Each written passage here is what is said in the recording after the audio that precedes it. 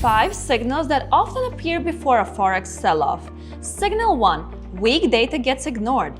In the Forex market, an early warning sign appears when weak economic data is released and prices barely move.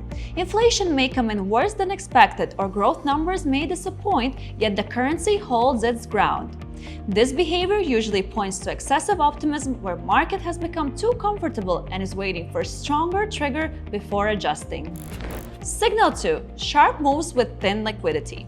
Before major sell-offs, the Forex market often keeps moving, but real liquidity quietly starts to dry up. Price moves become sharper, candles form faster, and yet there isn't much order flow behind them. Under these conditions, when an important piece of news arrives or unexpected event occurs, the move can end up being much larger than most people expect. Signal 3. A gap between rate expectations and price. Another important signal shows up when interest rate expectations begin to change, but currency prices don't move right away. The market may start to expect rate cuts while the currency continues to trade at strong levels. This kind of gap usually doesn't last very long. Over time, price tends to move back in line with the underlying reality.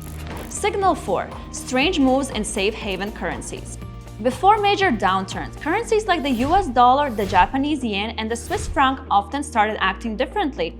Instead of moving clearly higher or lower, they begin to drift and lose direction. This kind of indecision usually suggests that experienced players are quietly adjusting their positions, rather than making bold or aggressive moves. Signal 5. A change in central bank communication.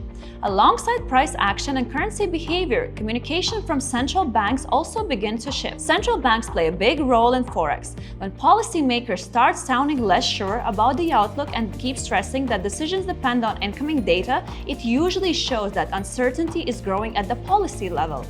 Forex markets usually notice this shift in tone early and even before the prices react. Market sell-offs usually develop gradually. They form through a series of small signals that build on each other over time. When these signals are viewed together, they create a clear picture. One of the most common mistakes traders make is looking at each signal on its own, instead of understanding how they connect as a part of a broader scenario. Think back to the last time the market suddenly reversed and you found yourself asking, what just happened? Which of these signals was already there but you didn't pay attention to it at the time?